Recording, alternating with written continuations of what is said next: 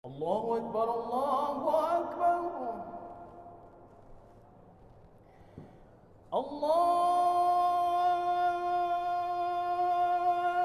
أكبر السلام عليكم ورحمة الله وبركاته. الحمد لله الذي هدانا إلى الإسلام ونهانا عن المعاصي والآثام. أشهد أن لا إله إلا الله وحده لا شريك له، وأشهد أن محمدًا عبده ورسوله. اللهم صل على سيدنا محمد وعلى آل محمد وسلم تسليما كثيرا. أما بعد، فيا أيها الحاضرون والحاضرات رحمكم الله، أوصيكم ونفسي بالصبر والصلاة، إن الله مع الصابرين. وقال الله تعالى في القرآن الكريم: أعوذ بالله من الشيطان الرجيم، بسم الله الرحمن الرحيم. إن قارون كان من قوم موسى فبغى عليهم وآتيناه من الكنوز ما إن مفاتحه لتنوء بالعصبة أولي القوة، إذ قال له قومه لا تفرح إن الله لا يحب الفرحين. صدق الله العظيم. Ma'asyiral muslimin dan muslimat jamaah maghrib Masjid Raya Baitur Rahman, Banda Aceh, pendengar Radio Republik Indonesia, pendengar Radio Baitur Rahman, pendengar radio swasta lainnya yang ikut dan turut menyiarkan halqah maghrib di Masjid Raya Baitur Rahman yang kita cinta ini, dan seluruh jamaah pemirsa atau jamaah ofisial Masjid Raya Baitur Rahman, Banda Aceh, di mana saja berada yang dirahmati Allah. Kita mulai pengajian dan kajian kita tentang ayat-ayat akhlak dan ilmu akhlak yang ada di dalam kitab suci Al-Quran, dengan selalu memuji Allah. Allahu Rabbul Alamin, Allah Tuhan pemilik alam. Allahur Rahmanur Rahim, Allah yang maha pengasih lagi maha penyayang. Allahu na'budu wa lahu nasta'in, Allah yang kita sembah dan kepada Allah lah kita memohon pertolongan dan perlindungan. Salawat dan salam kepada baginda yang mulia Nabi Muhammad sallallahu alaihi wasallam, yang telah diutus oleh Allah, diangkat dan dimuliakan oleh Allah, menjadi seorang nabi, seorang rasul yang ditugaskan oleh Allah untuk menyampaikan dakwah dan risalah Allah, litukhrijan nasa minasyirki wal kufri ilal imani wat taqwa, untuk mengeluarkan umat manusia dari alam kemusyrikan dan kekafiran menuju iman dan takwa. Litukhrijan nasa minal jahli ilal ilmi. Rasul diutus oleh Allah untuk membawa atau mengeluarkan umat manusia dari alam kebodohan ke alam yang berilmu pengetahuan. Litukhrijan nasa minadh dhulumati ilan nur, untuk mengeluarkan umat manusia dari alam kegelapan menuju cahaya iman. Malam ini insyaallah kita akan melanjutkan pengajian kita tentang kisah Nabi Musa. Sudah kita jelaskan dalam beberapa pertemuan. Malam ini masih ada sedikit lagi tentang kisah, juga berkenaan dengan kejadian yang terjadi di zaman Nabi Musa alaihissalam. Jadi tantangan dakwah Nabi Musa pada zamannya itu ada 3. Ada Qarun, wa Qaruna, wa Fir'auna, wa Haman. Qarun, Fir'aun, dan Haman. Ini 3-tiganya hidup di zaman Nabi Musa alaihissalam.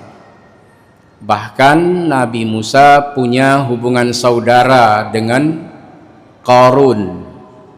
Jadi mereka ini sepupu.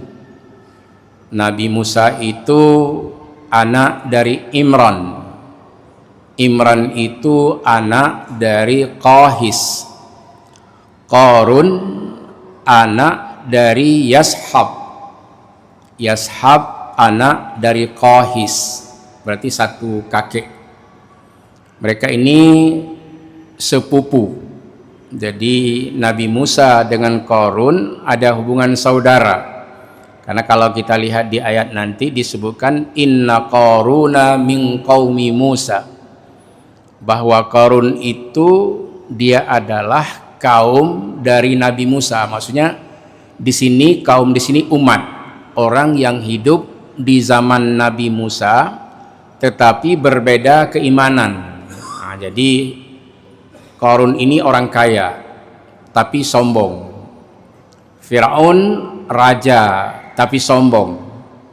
Haman ajudan raja tapi sombong. Jadi ada 3 tantangan. Kalau Nabi kita Muhammad sallallahu alaihi wasallam juga tantangan pertama dengan pamannya Abu Lahab. Kemudian ada Abu Jahal dan orang-orang lain yang jahat di zaman Nabi Muhammad sallallahu alaihi wasallam. Berarti kalau Nabi Musa menghadapi 3 orang yang sangat kejam di zamannya, pertama Qarun, wa Qaruna, wa Fir'auna, wa Haman, itu ada nanti di dalam surah Al-Ankabut. Ini kita ceritakan malam ini tentang kisah Qarun dulu sedikit. Nanti tinjauan akhlak dan ilmu akhlaknya, kita jangan sekali-kali meniru Qarun yang hidup di zaman Nabi Musa, bahkan punya hubungan saudara dengan Nabi Musa, tapi Qarun ini congkak dan sombong dengan harta yang dia miliki. Dan dia sangat dengki kepada saudaranya yang bernama Musa, karena Musa diangkat oleh Allah menjadi nabi, menjadi rasul. Nah, kemarin kita sudah cerita ada kesamaan antara Nabi Muhammad dengan Nabi Musa, atau kita balik antara Nabi Musa dengan Nabi Muhammad. Di mana kesamaannya?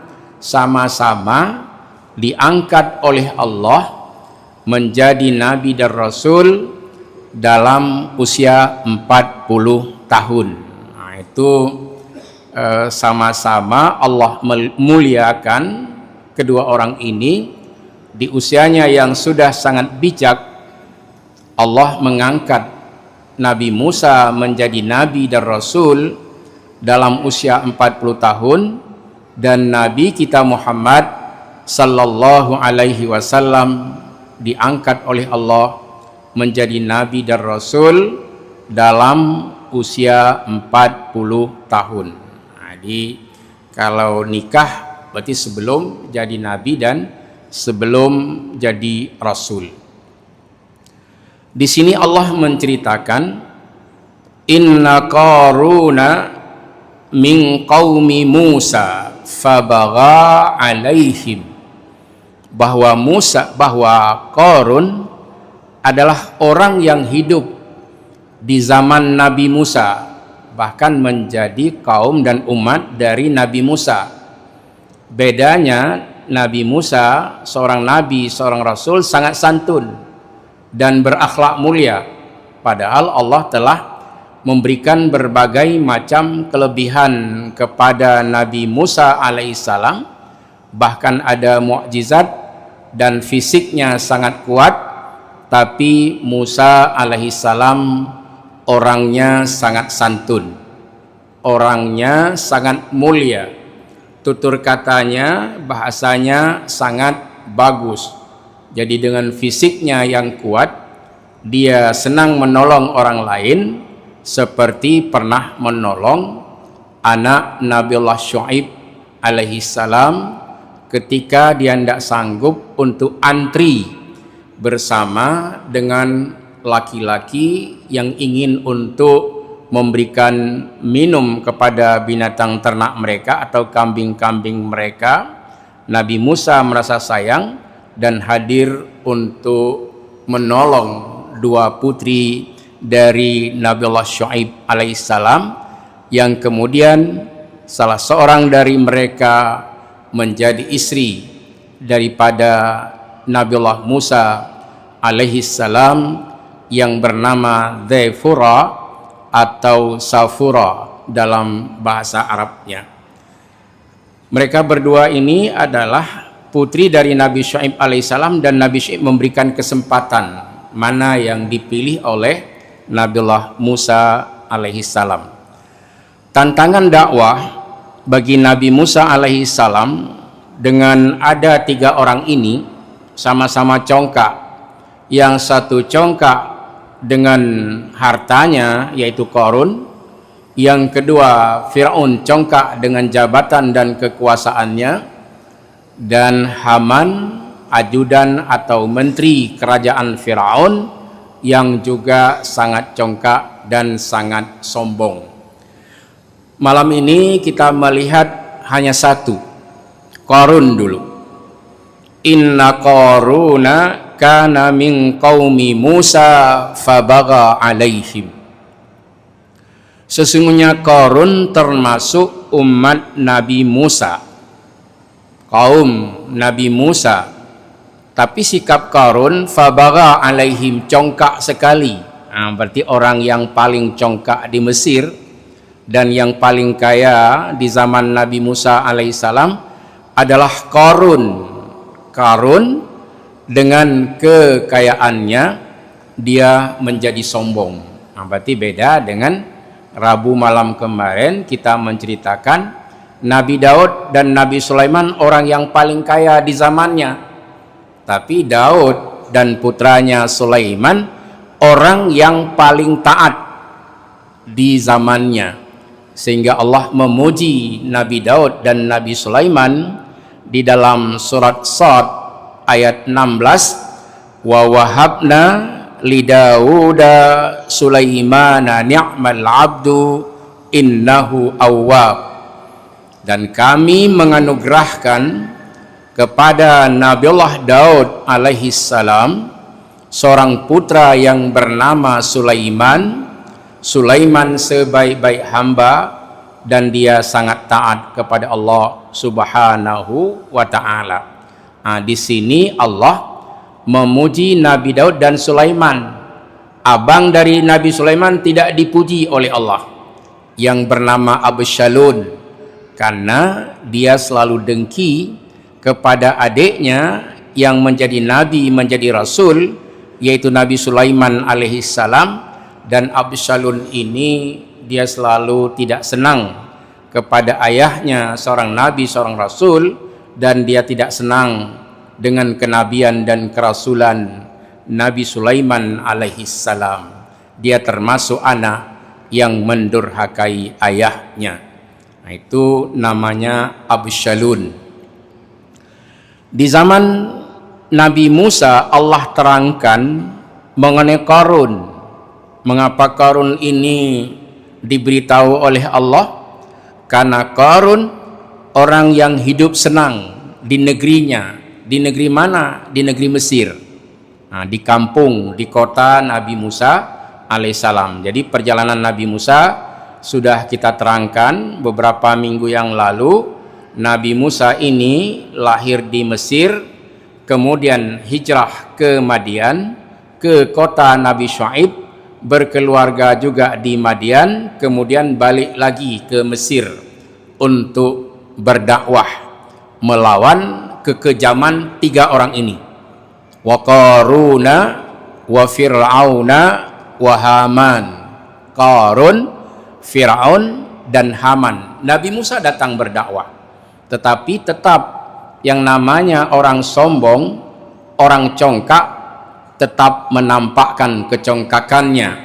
Ada yang menampakkan kesombongannya dengan hartanya, ada yang menampakkan kesombongannya dengan jabatan dan kekuasaannya, dan ada yang menampakkan kesombongan dan kecongkakannya karena dekat dengan raja, dekat dengan orang kaya. Ada orang seperti itu di mana-mana. Jadi hanya bersahabat dengan orang kaya, dia lebih sombong kadang-kadang. Atau dia bersahabat dengan raja atau penguasa, dia lebih sombong kadang-kadang. Dan ada juga orang yang membanggakan diri dengan hartanya yang banyak, seperti Qarun yang terjadi di zaman Nabi Musa alaihissalam. Fabagha alaihim. Nah, jadi karena dia banyak harta, alaihim ini dhamir mustatir kepada seluruh masyarakat yang ada di Mesir. Jadi kalau Qarun keluar itu, ada orang yang tunduk kepada Qarun karena banyak harta. Karena memang orang yang nampak miskinnya itu selalu mendatangi orang-orang kaya, dan apapun yang disuruh oleh orang kaya dia mau. Memang sejak dahulu itu ada. Di Mesir dulu di zaman Nabi Musa ada penjilat-penjilat, orang-orang yang suka kepada harta, mendekati Qarun. Apapun yang diperintahkan oleh Qarun, karena Qarun ini orang kaya, ada orang yang banyak patuh dan manggut kepada Qarun laknatillah, yang dengan hartanya dia sangat congkak, dia sangat sombong. Fabagha alaihim, karena kekayaannya, karena kehebatannya, karena kelebihan hartanya, maka dia berlaku sombong di hadapan orang lain. Wa atainahu minal kunuzi ma inna mafatihahu latanu bil asbah ulil quwwah. Nah, ini Allah terangkan bagaimana kehebatan Fir'aun dalam persoalan harta. Kami memberikan kepadanya, dhamir mustatir takdiruhu ala Qarun. Kami, kata Allah, Allah menggunakan kami bukan banyak, tapi dengan kekuasaan Allah, li ta'zimnya Allah, Allah menggunakan kami memberikan harta kepada Qarun. Dari perbendaharaan hartanya, kunci-kunci hartanya saja, latanu bil usbah ulil quwwah, dipegang oleh orang-orang yang kuat, orang-orang yang fisiknya kuat-kuat dan hebat sekali. Penjaga harta Qarun ini dipilih orang-orang yang usbah, yang kekar badannya, yang sanggup membawa kunci-kunci kekayaan daripada Qarun ini. Iz qala lahu qaumuhu la tafrah innallaha la yuhibbul farihin. Jadi ada juga bantahan ataupun dakwah dari kaumnya, wahai Qarun, jangan kamu membanggakan diri. Ini termasuk Musa berdakwah, la tafrah. Boleh-boleh saja engkau menikmati hartamu, tapi kamu jangan congkak. Kamu jangan sombong. Innallaha la yuhibbul farihin. Sesungguhnya Allah tidak suka, tidak senang, tidak cinta kepada orang-orang yang congkak dan sombong. Jadi cerita Rabu malam kemarin berbeda. Nabi Daud dan Nabi Sulaiman kaya raya juga di zamannya, tapi tidak congkak, tidak sombong. Nabi Sulaiman seorang raja, seorang yang kaya raya, konglomerat di zamannya, tidak sombong. Malah ayah dan anak adalah orang yang sangat taat kepada Allah Subhanahu wa ta'ala di zamannya. Berarti kalau kita mau ambil ilmu akhlak dan akhlak, tiru Nabi Daud dan Nabi Sulaiman alaihissalam, jangan sekali-kali terpengaruh dengan harta Qarun yang congkak dan sombong. Berarti di zaman kita ini, kalau ada orang kaya yang congkak dan sombong, nggak usah terlalu tunduk-tunduk, nggak akan kaya juga kita ini. Tunduk saja kepada Allah. Bahkan umat di zaman Nabi Musa berani. Bukan hanya Nabi Musa yang berdakwah, diingatkan, wahai Qarun, kamu jangan terlalu membanggakan diri, Allah nggak suka kepada kecongkakan dan kesombonganmu. Berhenti saja dari sombong. Artinya boleh-boleh saja kita menjadi kaya, tapi jangan sombong dengan kekayaan yang kita miliki. Nah ini, silahkan saja. Bahkan Allah sangat senang kepada hambanya yang kaya, yang punya kuasa, yang punya jabatan, tapi dia sangat taat kepada Allah Subhanahu wa ta'ala. Maka kita sesekali berdoa seperti doa Nabi Daud, ya Allah, ya Tuhan, aku berlindung kepadamu dari kekuasaan, dari kerajaan dan jabatan yang menghalangiku untuk beribadah kepadamu, ya Allah, ya Rabbal Alamin. Ini ajarkan kepada anak-anak kita. Bisa-bisa saja ayahnya tidak sukses, tapi anaknya menjadi anak yang sukses. Wasiatkan kepadanya, nak, kalau kamu mudah rezeki, jangan lupa bayar zakat. Yang kedua, jangan congkak, nak, jangan sombong. Allah tidak suka kepada orang yang congkak dan sombong. Innallaha la yuhibbu kulla mukhtalin fakhur. Sesungguhnya Allah tidak mencintai, tidak menyukai orang-orang yang congkak dan sombong dalam kehidupannya. Jadi ada sombong karena harta seperti Qarun, ada sombong karena jabatan dan kekuasaan seperti Firaun, ada orang sombong karena dekat dengan penguasa. Jadi makelar nanti dia. Jadi makelar jabatan dan sebagainya. Nah, dia juga membanggakan diri.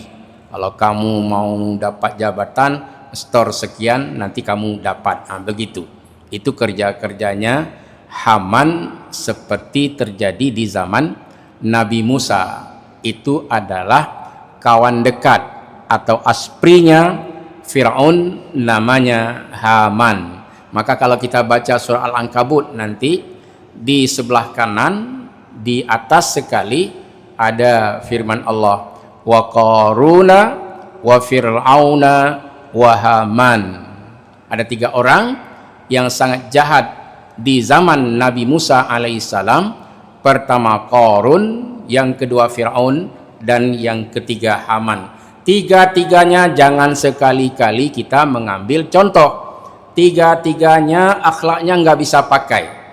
Jadi kalau ilmu akhlak yang diterangkan oleh Allah di dalam Al-Quran, sekarang kita praktekkan. Jangan kita berakhlak seperti akhlak Qarun, jangan berakhlak seperti akhlak Fir'aun, dan jangan berakhlak seperti akhlak Haman yang diterangkan oleh Allah di dalam surah Al-Qasas, dan nanti kita akan bertemu di surah Al-Ankabut tentang cerita ini juga. Selanjutnya, ini Allah mengajarkan juga akhlak untuk kita semua. Wabtaghi fima atakallahu ad-daral akhirah wa la tansa nasibaka minad dunya wa ahsin kama ahsanallahu ilaik wa la tabghil fasada fil ard innallaha la yuhibbul mufsidin. Nah, ini apa yang disuruh oleh Allah? Gapailah, carilah anugerah Allah yang diberikan kepadamu, nikmat di akhirat. Nah, ini alhamdulillah kita semua sudah dapat nih nikmat akhirat. Mana contoh nikmat akhirat udah dapat? Udah tahu salat, udah mau mengerjakan salat, itu sudah ada nikmat akhirat. Jadi sudah ada nikmat akhirat, udah mau beribadah. Karena banyak sebagian yang lain itu akalnya ada, sudah balik tapi enggak salat dan dia tidak gila. Nah, berarti meskipun Allah Maha tahu tentang hamba-hambanya yang taat, kepada orang taat ini diperintahkan lagi, kamu nikmati itu nikmat kebahagiaan di akhirat yang sudah kuberikan kepadamu. Nah, jadi kita yang sudah sholat ini jangan sampai besok ada rencana tidak sholat, tapi berencana untuk menambah sholat kita. Mana contoh? Sholatlah tahajud. Nah, saya sering menyampaikan tentang ayat wa minal laili fatahajjad bihi nafilatan lak asa an yab'asaka rabbuka maqaman mahmuda. Pada sebagian malam kamu bangun untuk melaksanakan salat tahajud.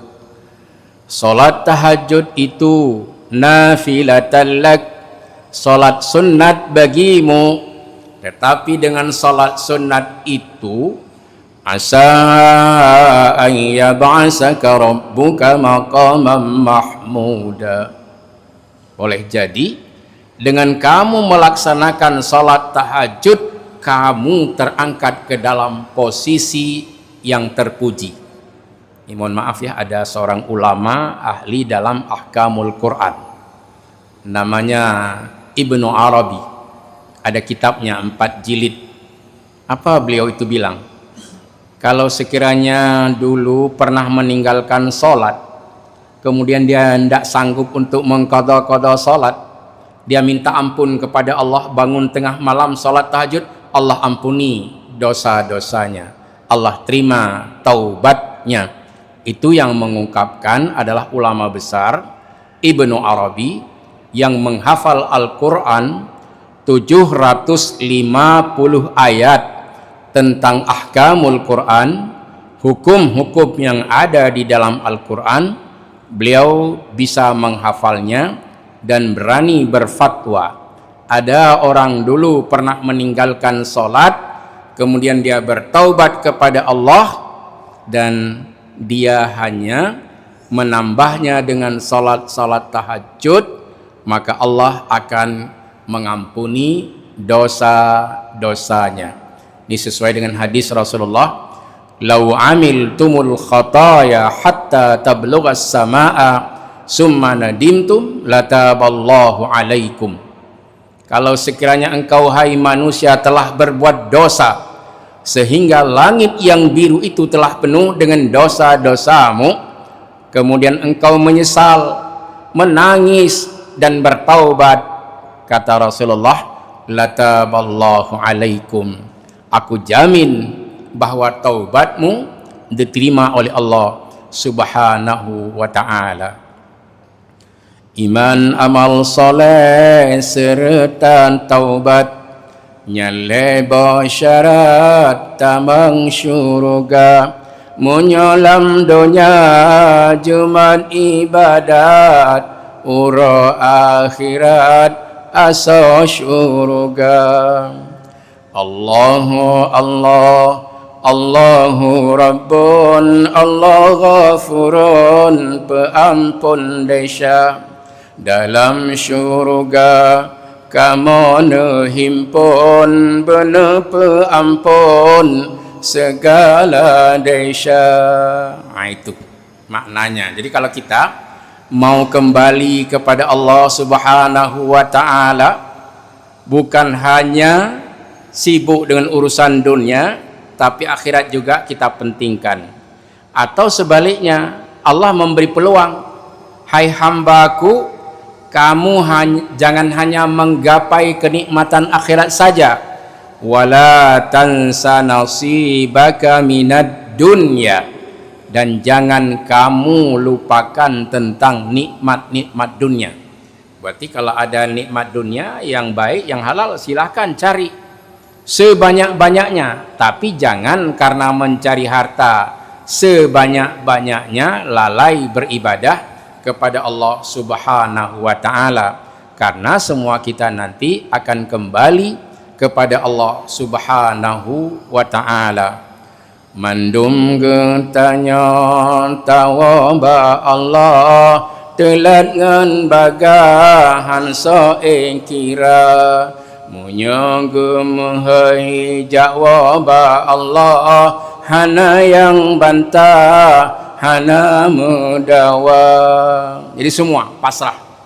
Maka Allah sebutkan, kamu itu terhadap kenikmatan-kenikmatan akhirat yang telah aku anugerahkan kepadamu, dan jangan juga lupa kamu raih kenikmatan-kenikmatan dunia secara halalan thayyibah, secara halal dan baik, silahkan saja. Artinya silahkan menyibukkan diri dengan mencari nafkah. Yang jualan-jualan, tapi jangan curang.